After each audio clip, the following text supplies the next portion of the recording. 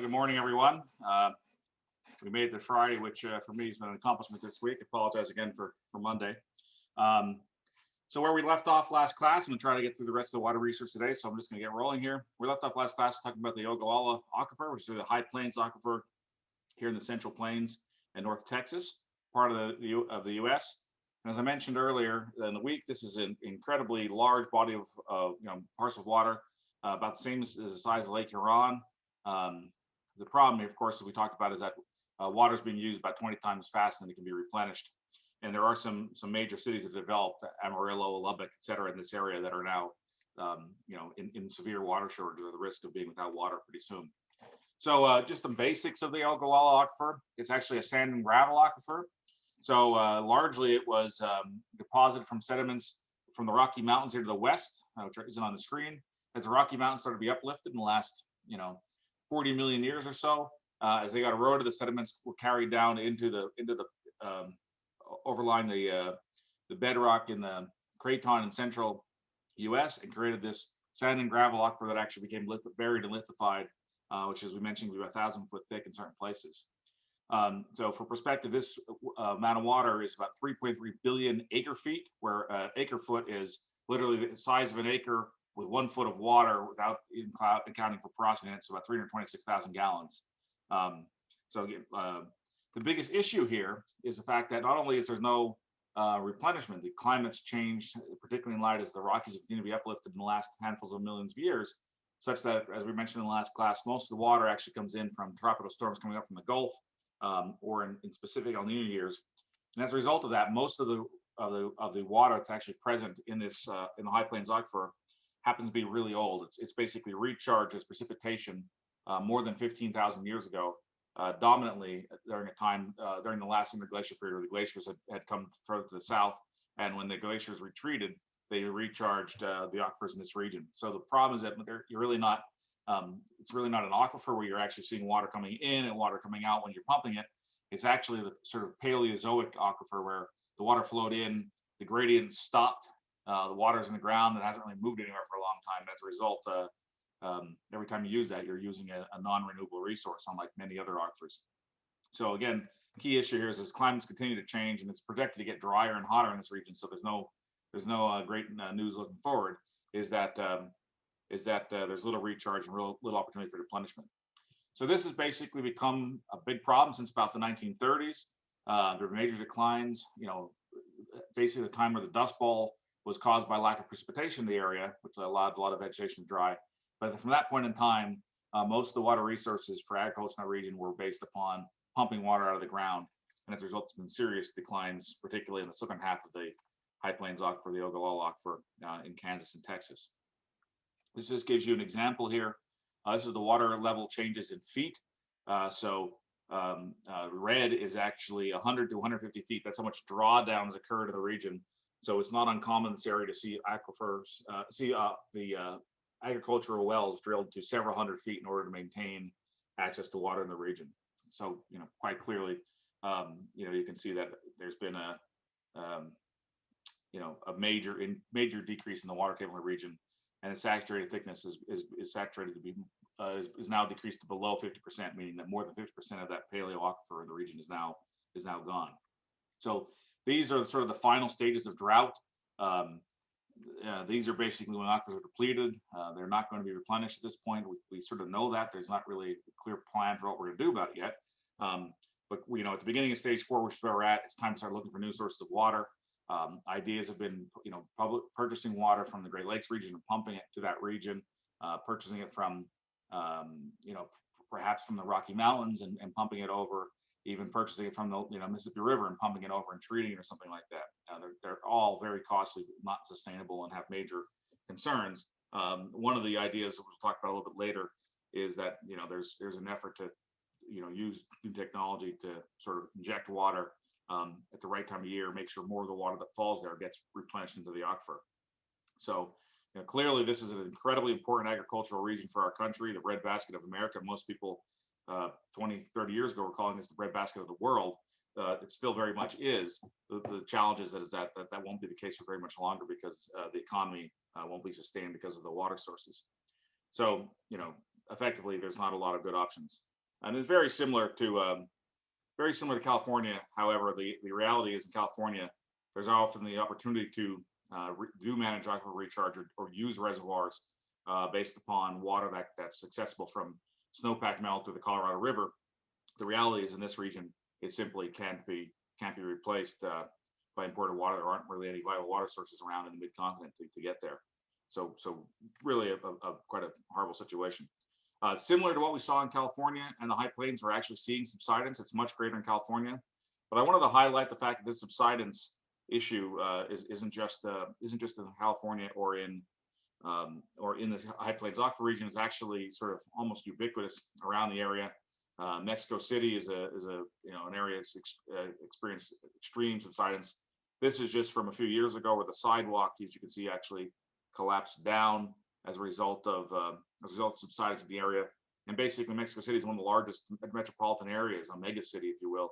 And as you can see, there are routinely now sidewalks, roads, infrastructure, bridges that are basically displaced by subsidence due to aquifer pumping.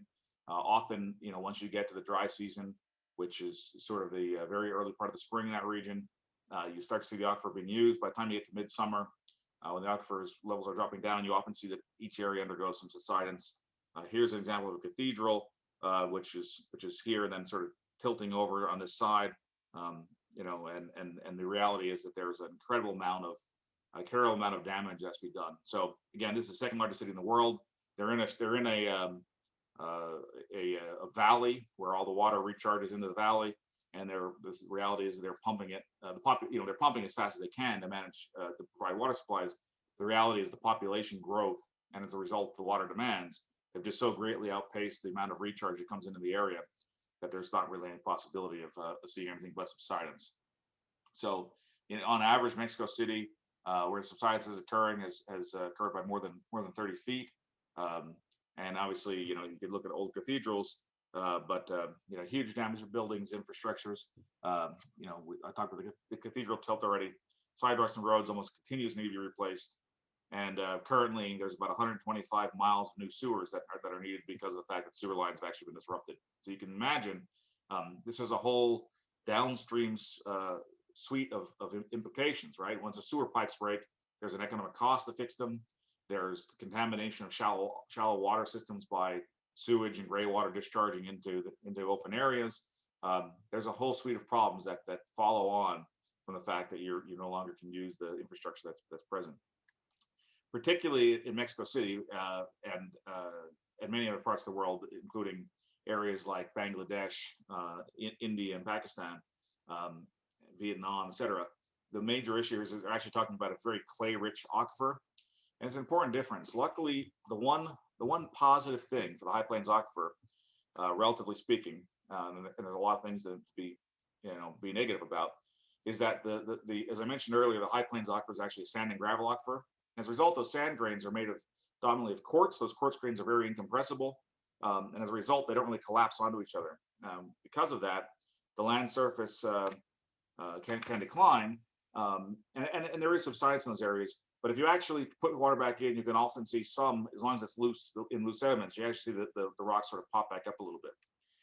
In the case of Mexico City, just like the Central Valley of California, in general, all sort of actively eroding valleys, you often see that they're very clay rich. And the problem is that clay grains, you can almost think of them as a house of cards. As pressure declines, they collapse on top of each other, and they're really unrecoverable. So the biggest issue is that there's a little bit of optimism. If in fact we could find a water source for the Central Plains, we could actually see the amount of water increase. When you talk about clay-rich aquifers, once it starts to decline, there's just literally no possibility of it recovering. So to illustrate that here, I've with the house of cards, you can imagine clay sort of stacked with this sort of rhombohedral structure, and then basically, in some ways, and that sediments are just deposited loosely, just like alluvial aquifers. It can actually have a lot of open space and very productive for water recovery. But once that collapses, you can see there's almost no space between the grains. They compress very easily, very tightly, and in fact, actually come out something we call an aquitard, which will be preventing water from flowing in the region. As a result, it's no longer viable aquifer, and it can't be. It'll compress till the fact that there's no space left, So you'll see major episodes of subsidence, but you'll never be able to actually recover the aquifer. So you can imagine push on top, so it'll collapse to something where the volume and height ratio decreases, and there's really no open space between the cards. So obviously, to illustrate, if you stop pushing, the cards aren't going to come back up. If you push water on them, it's just going to flow over the top of them. And as a result, the prognosis for Mexico City is more subsidence until it stops, and then you basically have lost the aquifer, in forever. And that, as I mentioned, that's true of a lot of areas near active mountain belts that are being eroded, like the Himalayas and the Rocky Mountains and most of the Cordillera that goes from northwestern U.S. down to Central America. The valleys nearby them really aren't built for having a lot of water removed from them, or else the porosity will be gone forever. So some of the other impacts, we mentioned the High Plains Aquifer.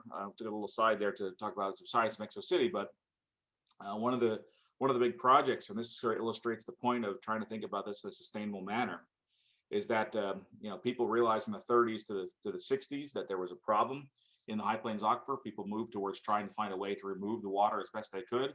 And what they did is try to create something called the optimal lake and dam, copying the plans that were developed in California, building more reservoirs to store the water on the surface.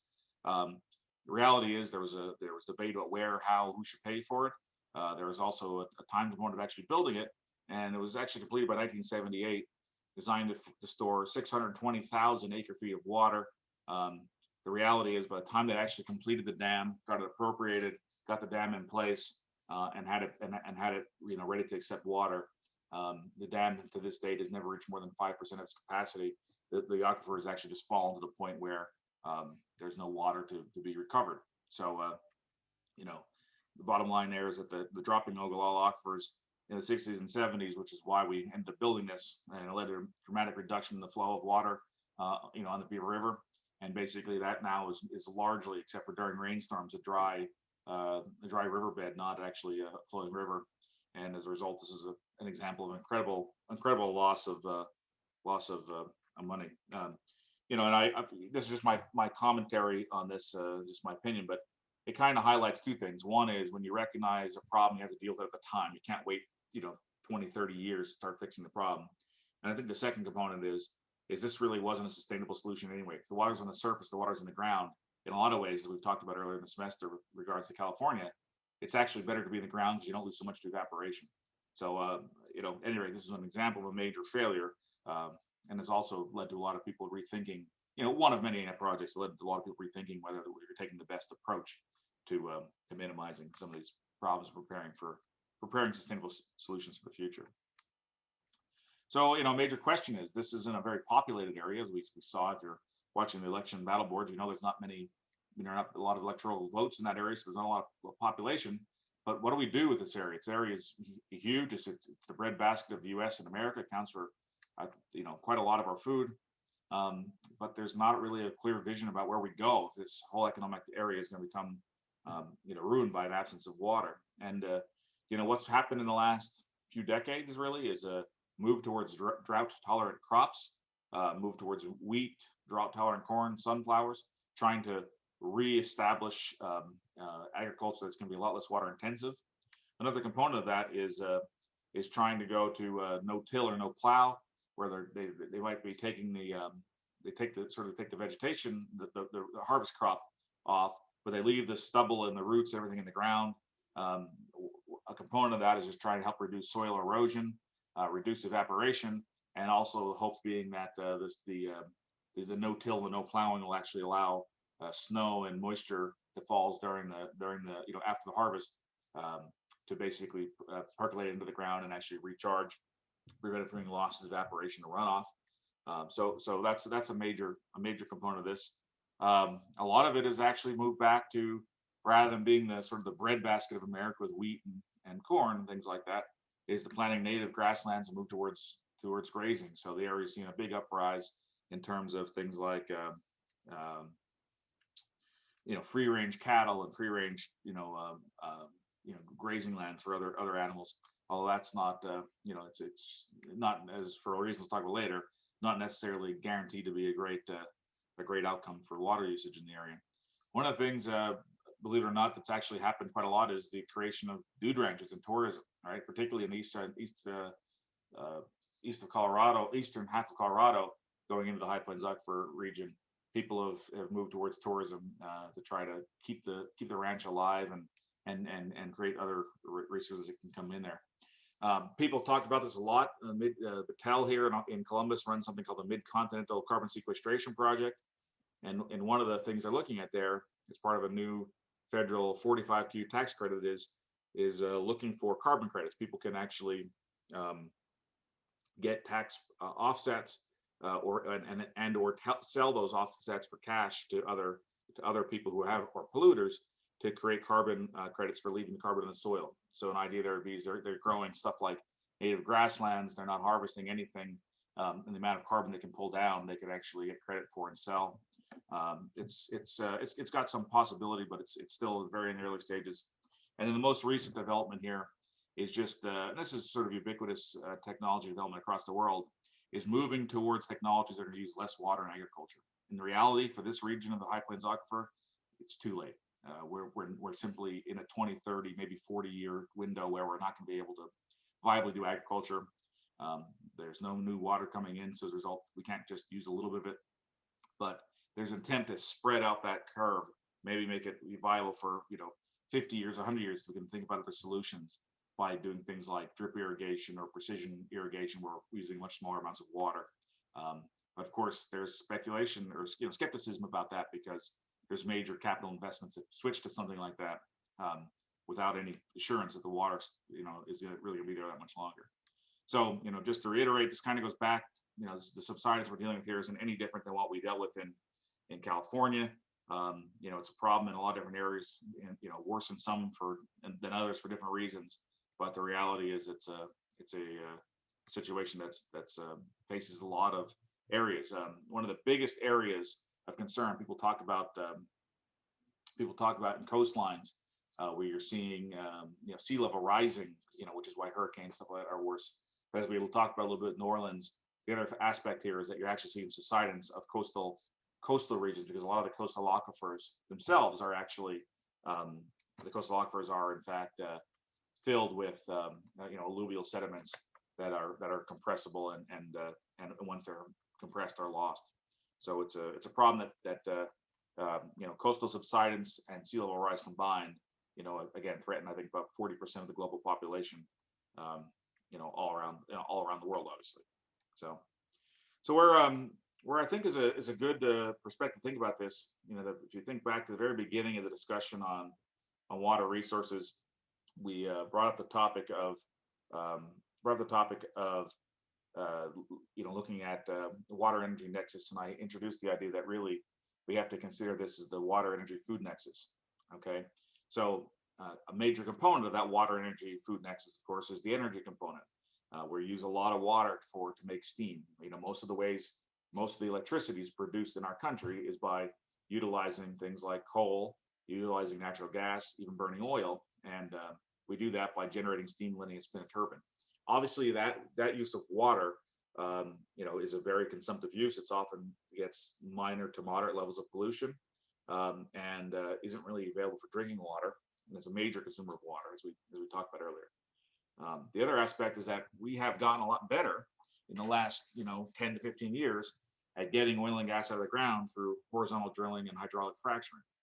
Now, obviously, we get more oil and gas, and we get more reliably out of different resources than other methods, conventional oil and gas drilling. But as you undoubtedly know, that requires us to use more water to actually inject water into the well to help get water out, to the tune of about 5 million gallons of water per well, which gives us some amount of oil and gas that we can deal with. Some of the other aspects around the water energy nexus are really just looking at the amount of water it takes to clean coal or to clean other resources in order to make them usable. So, for example, when you mine coal, the first issue is that the groundwater can become contaminated by acid mine drainage when that mining occurs. That has an impact where that contamination minimizes the utility of various water resources. And an additional component of that is simply the fact that we actually have to clean the coal up to a high enough purity so we can sell it and use it to burn oil and to burn um, for power generation.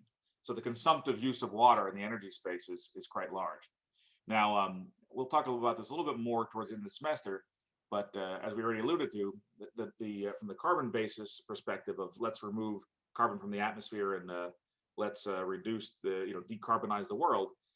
Most of the renewable energy resources actually also use incredible amounts of water. We alluded to that a few lectures back.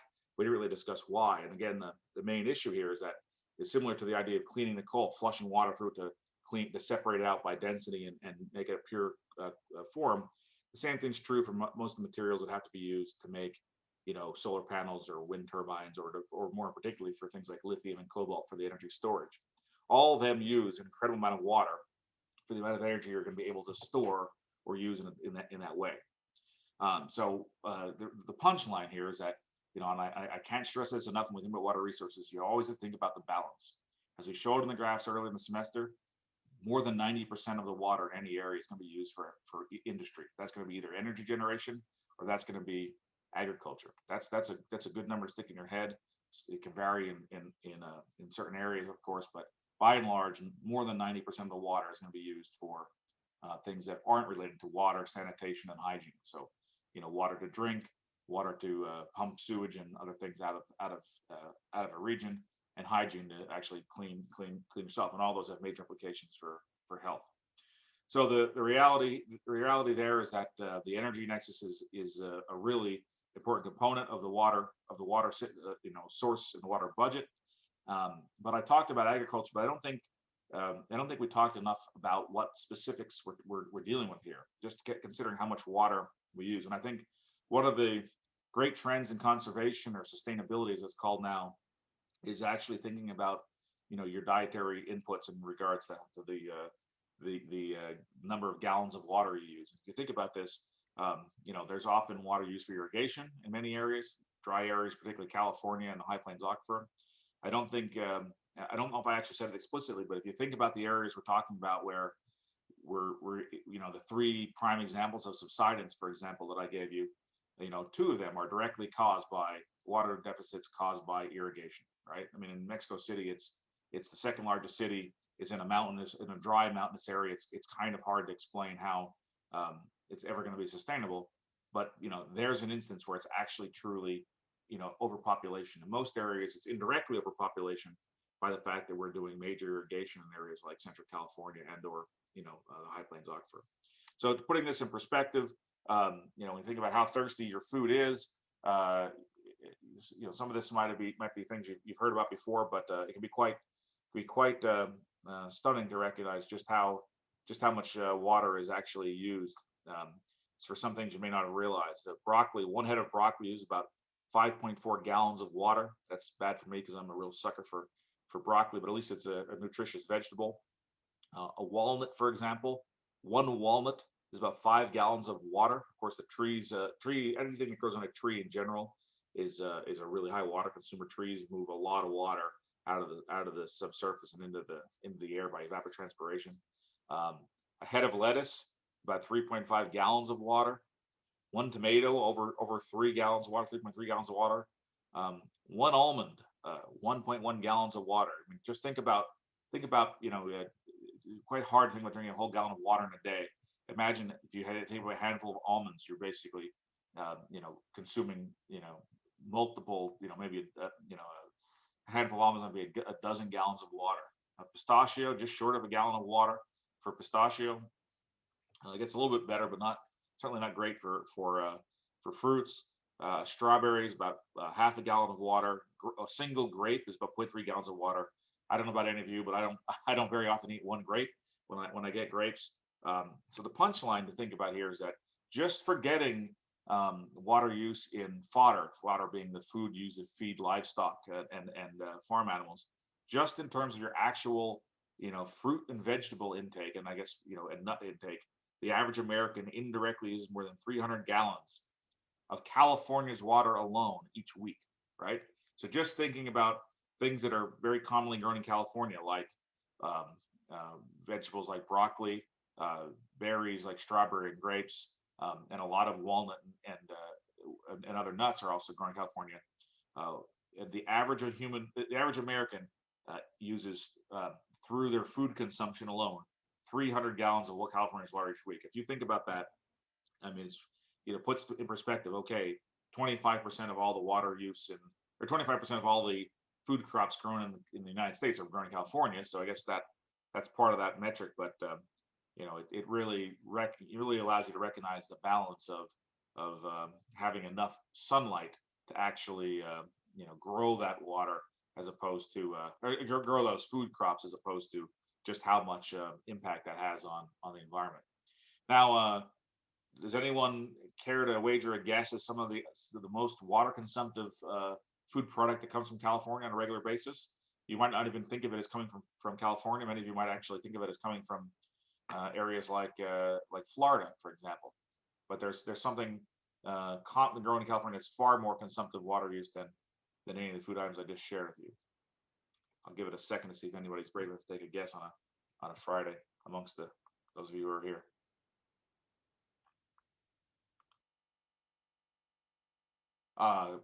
Looks like Colin says oranges, and that's a fantastic and very accurate guess. The biggest consumer for oranges, and this number seems to have a lot of controversy around it. Quite frankly, people seem to go back and forth on this, but I've seen estimates ranging from about 3 to 10 gallons of water per gallon of orange juice. So which are obviously produced for food, as well as actually being produced for drinking orange juice, right? So very much worse than even those items. So looking at this in terms of okay, if we don't eat fruit and vegetables, obviously no, I'm certainly advocating you eat fruits and vegetables. We just have to be cognizant of where it comes from and recognize that there's a water term here. But putting in perspective, if you look at other food products like wheats and things like that are used for breads and sort of your carb portion of your diet, in comparison, 500 liters of water 650 liters of water for 500 grams of wheat. So the average human being who eats, the average American diet is what I meant to say. Apologize. The average American diet consumes 171 gallons of water in terms of the average amount of wheat that's in various food products. That basically is almost directly 171 gallons of water per week of High Plains aquifer water for the average American. That's an incredible amount of water used, from these areas. We're all contributing to these problems. However, much like the story of carbon dioxide releases, that fails entirely in comparison to meat consumption.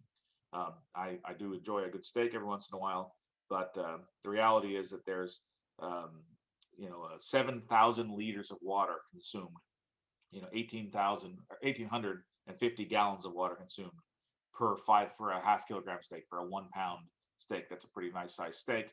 But you get the perspective here that every further bit up the food chain, there's a much greater amount of water consumption to get to the level of what you're trying to get to here. So the point here being that while the fruits and vegetables and nuts seem really high, and they are, and they're unfortunately for the sustainable aspects of food production produced largely in California in our region. If you look at the water footprint of the High Plains aquifer region, moving from wheat to grazing cattle might move some direct water usage, but really there's still quite a lot of water going to be needed to make this area move forward in terms of sustainable in terms of water crops. So that all being said, what does that mean for the future? What's the viable resources? Where do we go from here? And really, there's a lot of uncertainty about that. We don't have a spectacularly good answer. Many parts of the world, particularly Saudi Arabia and Israel, which are largely driven by Israeli technology, have moved toward desalinization. The idea being that we just simply we're not going to be able to get enough water out of the ground.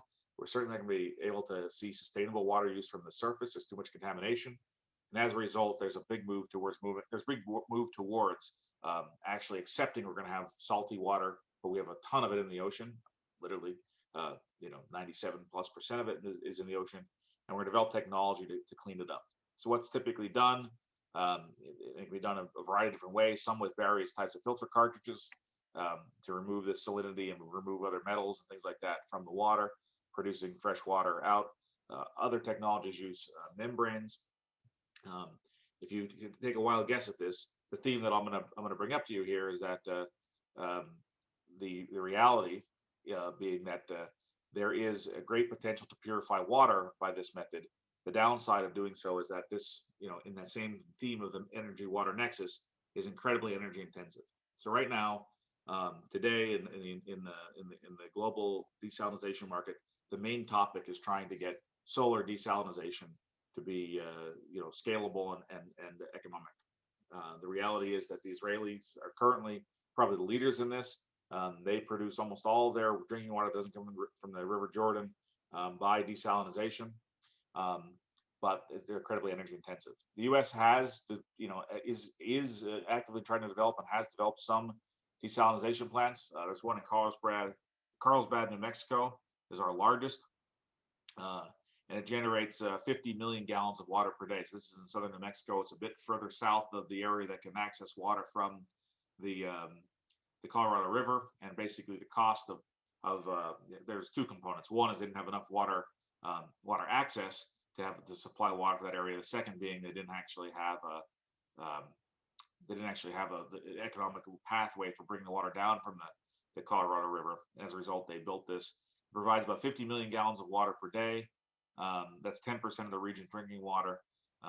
The one thing I should say that's very positive at desal, again, is that it does produce very pure water, no issues with contamination, very high quality. The downside, of course, is that the costs are often extremely expensive. Often you're producing, you're burning coal or natural gas to actually get enough energy to power the process, and the maintenance costs are quite honestly incredibly expensive.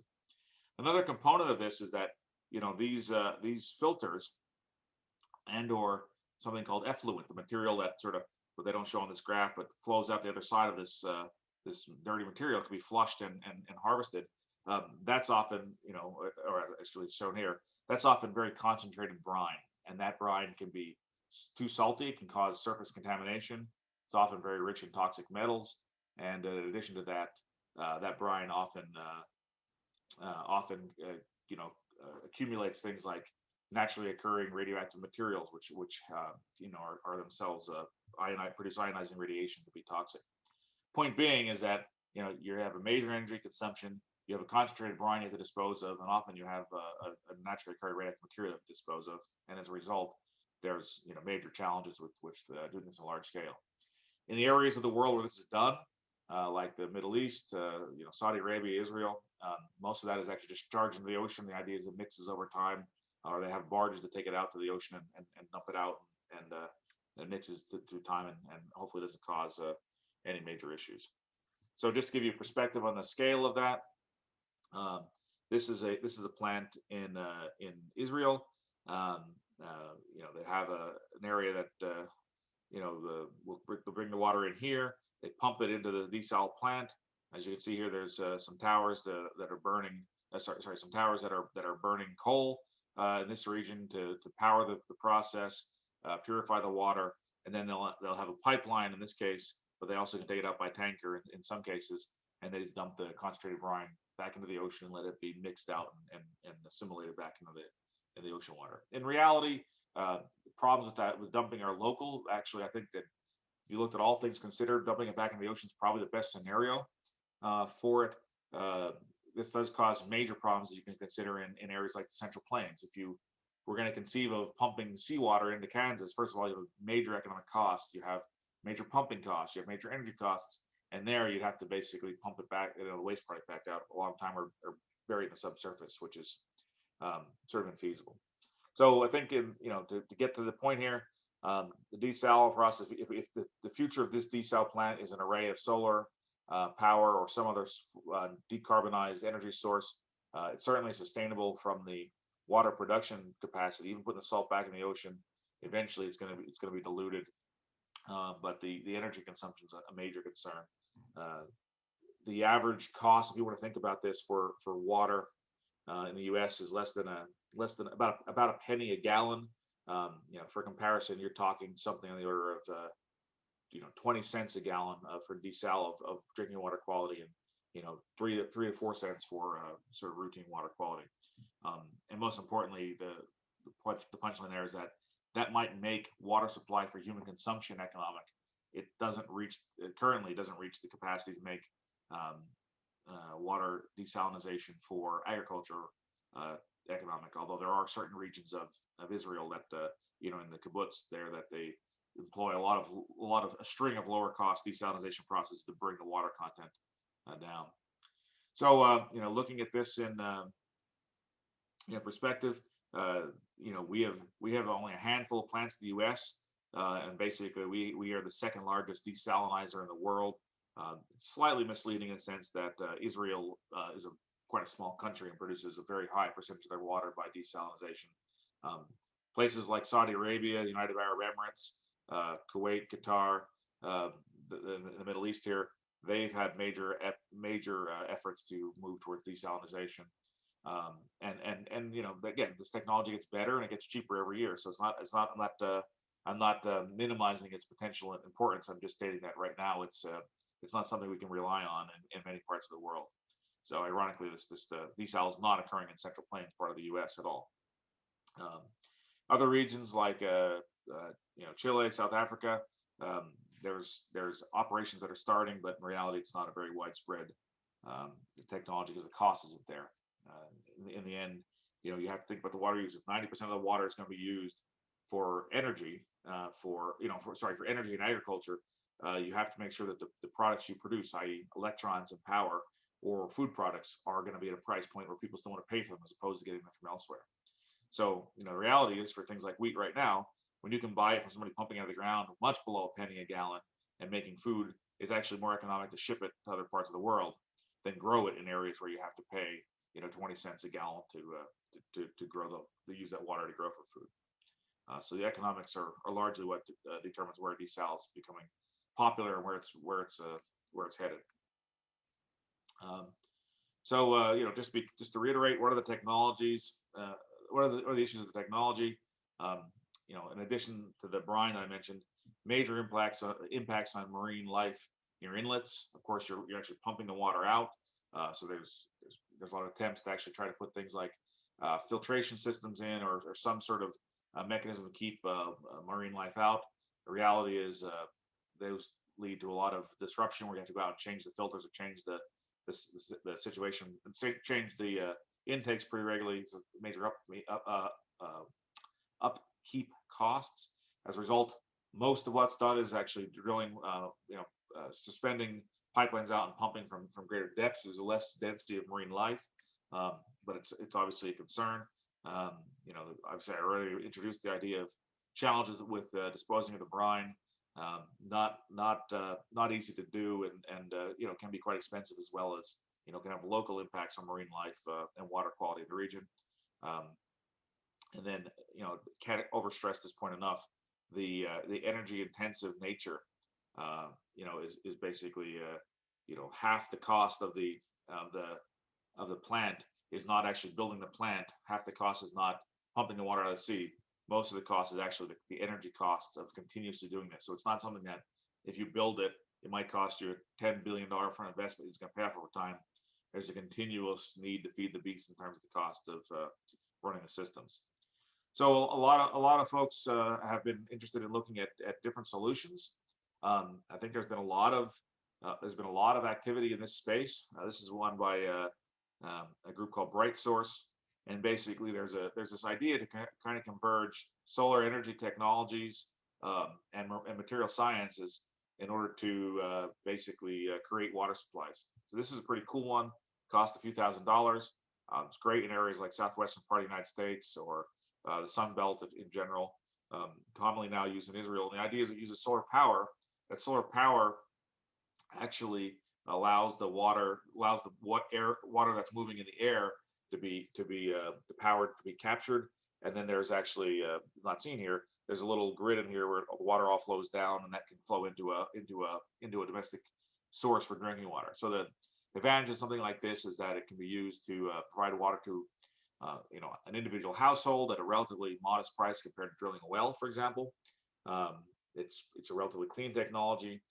There are, of course, costs in setting it up, but it largely runs on solar. If you keep the panel clean and keep everything else out, you basically can get water at the water quality needed for human consumption. So there's what I'm getting at here is there's good reason to go to recognize that there's a future for the water, sanitation, and hygiene usage. Similarly, similar air capture thing. These look like nets. In reality, if you look very closely, they're incredibly close together, extremely fine meshes on these nets, and these are in areas on tops of mountains where they're relying on the wind to carry water-rich air masses up through the nets. Once the water gets through the nets, the air gets pushed close together. When the water particles in that air get close together, they condense just like they would in a cloud, and as a result, the meshes have water that can percolate down. There's a little tray at the bottom of these things, and the trays can actually collect water. Similar to this component, this bright source solar powered water supply. It can give you a modest amount, a small to modest amount of water, and it can give you water of very high quality. Obviously, everybody would agree the most important thing is to make sure people have water, for drinking water, sanitation, hygiene. You only live, a few days without access to water, and we all know that. But one of the things I want to highlight, whether you're talking about either these new emerging technologies that can potentially provide drinking water, or going back to the desal, they're actually targeted for providing water at the level. There's a huge upfront cost, there's a huge ongoing cost of doing these things, where they actually produce water for for water, sanitation, hygiene. There's a second component of that. One is there's just not, they don't in general produce enough volume of water to be used for the agriculture energy needs of a region or a nation. And secondarily, because there's so much cost in producing the water, there's particularly the relatively small volumes of water you get. Those volumes of water are just it's just not economical to try to actually use it for agriculture energy use. That 90% that we actually need to accommodate, to maintain sustain the lifestyles that we all enjoy. They neither produce enough water, nor do they produce it economically enough such that you actually could ever use it to make energy or use it to make power. So the other solution, which I don't have listed here, is that folks have been trying to look at reuse or multiple use of water, right? So can we actually take water for use water for in groundwater wells, for example, use it for for the water, sanitation, and hygiene component. Make sure that the gray water is separated better in households and in our modern lives from the gray water being non-sewage related water, and then wastewater, which has chemicals and sewage in it, is separated. That needs to be treated differently. But maybe can we use sort of gray water, storm drains, domestic use that's not sewage, and actually separate that out and use that to maybe put that in agricultural fields, or use that for power production. So many cities, particularly in the southwestern part of the U.S. these days, are looking at that. The demands of water for hydraulic fracturing in the last 10 to 15 years have made water more valuable than almost anything in those parts of the world. And as a result, there are major urban areas like San Antonio and Lubbock, for example, that are actually at least not trying to separate domestic water yet, but actually separating out storm sewers and stuff like that, taking storm sewer water and selling that to energy companies and agricultural companies with some modest amount of filtration and treatment, so that water can be reused for another purpose than just the original use. So I think in our generation, or your generation, I guess you're quite a lot younger than me now, it's going to be a question of how we're going to adapt and find ways to get to get more from the amount of water we have that's not saline, because that cost of doing that's pretty prohibitive.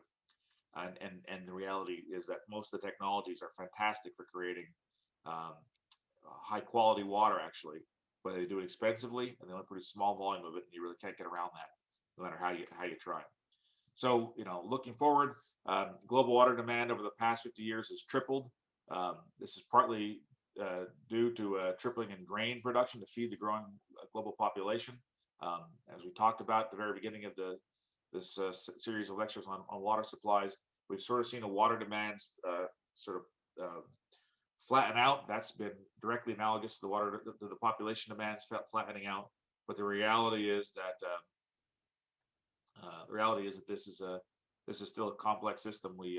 As we move towards losing, most of this been tied to population growth and food demand. Um, but the punchline I wanted to, or the point I want to make is that we have to recognize is we still have a lot of problems to solve on our planet, right? So we still have a fossil fuel issue, we still have a carbon dioxide level issue, and the punchline here is that if we don't actually find a way, if we don't find a way to generate energy that produces lower carbon or decarbonize the economy, we have obvious issues. But right now, water is still poised to be one of the biggest issues moving forward because all the technologies that we've sort of have on the table right now, or considering on the table right now, actually consume more water than we currently are dealing with. So what we're going to see is we might see technologies emerge like geological hydrogen or solar power or windmills or something like that that can reduce our carbon footprint. But all of them right now actually cost more water. So our goal here is to start thinking as in this generation about how we're going to manage water use to make sure we can keep feeding the growing population, empowering the growing population without it becoming a tripling in the amount of water used in the next 50 years, not because population grew by that amount, but because water demands grew because we changed the type of water we are accessing. So all that being said, there still is population growth expected, 2 to 3 billion people in the next 50 years. And there is major questions whether there will be enough water for food for this growing population. I mean, obviously, I highlighted this with the Navajo Nation discussion and referencing things going on in the sub-Saharan Africa in Tanzania a few weeks ago. But by and large, for most of the populations, except for where there's extreme poverty and extreme water poverty, we're able to provide enough water for drinking water. There's still major quality issues we'll talk about next week, but the bigger question is going to be, can we feed the next 2 to 3 billion people? And that's an open question that we really don't know the answer to. So as we've mentioned several times throughout the theme of sustainability, a solution is finding a way to control population growth and conserve water where possible. There are many examples, not just the High Plains Aquifer, where there are communities, urban areas that have a water source that's fine for now. Examples of this are Albuquerque, Phoenix, where the population is expanding, but just like the High Plains Aquifer, what they're not getting from the Colorado River is coming from a water source that does not any longer recharge, and as a result, we have to recognize it's water mining, whether it's a non-renewable process. So we need to find a way to conserve water where possible and make sure we manage the water resources as best we can. That's where we're going to end up for today. We're going to start talking about water quality next week. Hope you all have a good weekend. And once again, I apologize for having to cancel on Monday. Have a great weekend.